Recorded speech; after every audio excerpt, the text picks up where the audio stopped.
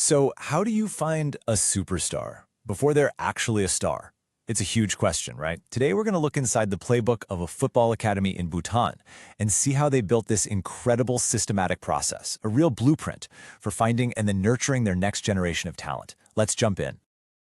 Think about it for a second. What does a superstar actually look like when they're 12 years old? Is it just the kid who's bigger and faster than everyone else? The one who can do all the fancy tricks? Well, as we're about to find out, the most obvious answer is almost always the wrong one.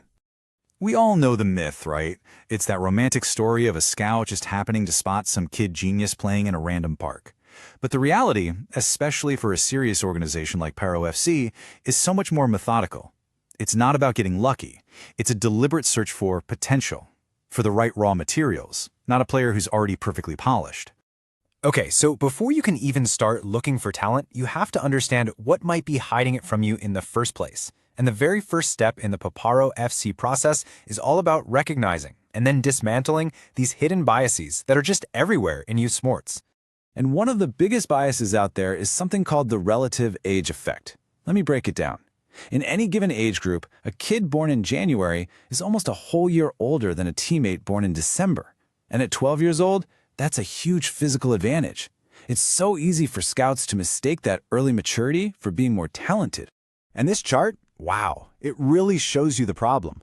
On a totally typical under-13 team, look at that. A massive majority of the players are born in the first few months of the year. So all those smaller, younger kids who are born later, they just get overlooked, even if their actual potential is way higher. You could be missing out on future legends just because of when their birthday is. So what does Paro FC do about this? Well, their solution is so simple, it's almost genius. On every single scouting form, they make it mandatory to record the player's birth quarter. Just that one piece of information forces the scouts to stop and think. It makes them ask, okay, is this player really that good, or are they just bigger for now? It totally reframes the evaluation.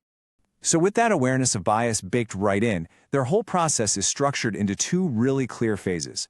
First, they cast a super wide net to see as many players as they possibly can. Then, and only then, they bring in the ones who show the most promise for a much deeper look. Let's see how that actually works on the ground. All right, phase one.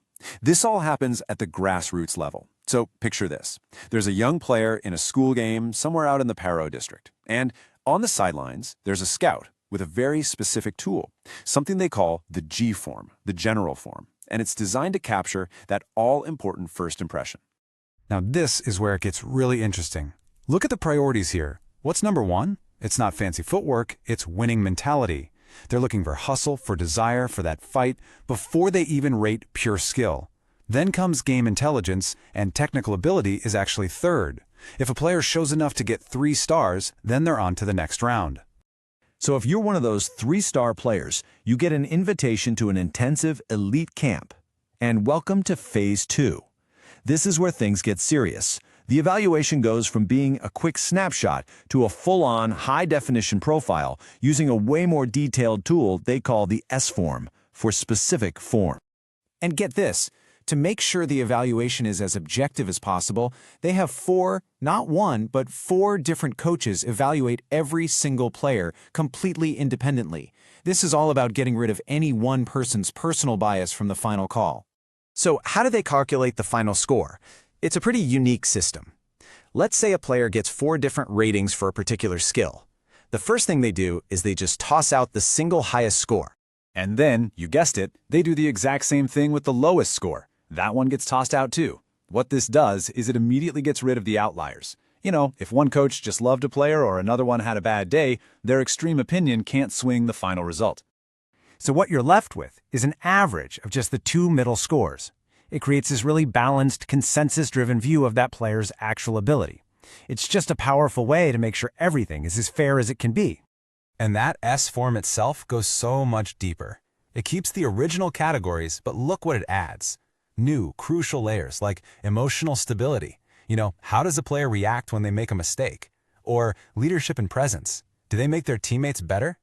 They are building a complete picture of the player and the person. And that right there brings us to what might just be the most important part of this whole system. Because for Paro FC, your skills on the ball might get you an invitation to the camp, but it's your character that actually gets you chosen. And it's all wrapped up in this philosophy they call HERTS. I mean, just listen to this quote from their philosophy. It says everything. They're not just trying to find good football players, they're trying to build good people. They believe a future star is going to be defined by their resilience and their character just as much as how fast they can run. So this HEART idea breaks character down into two parts. First, you've got performance character. That's HEA for hardworking, energetic, and accountable. That's about what you do on the field. Then you've got moral character, RTS for respectful, trustworthy, and socially aware. That's about who you are as a person. And the scouts are literally trained to look for real-world examples of these things in action. Because for Paro FC, getting selected isn't the finish line. It's not a prize.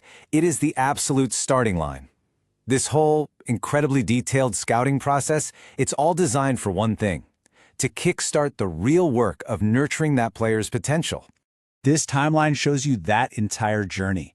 All those detailed notes from the G form and the S form, they don't just go into a filing cabinet, they become the foundation for a totally personalized roadmap for each player, their individual development plan, or IDP, which is built specifically to turn their weaknesses into strengths.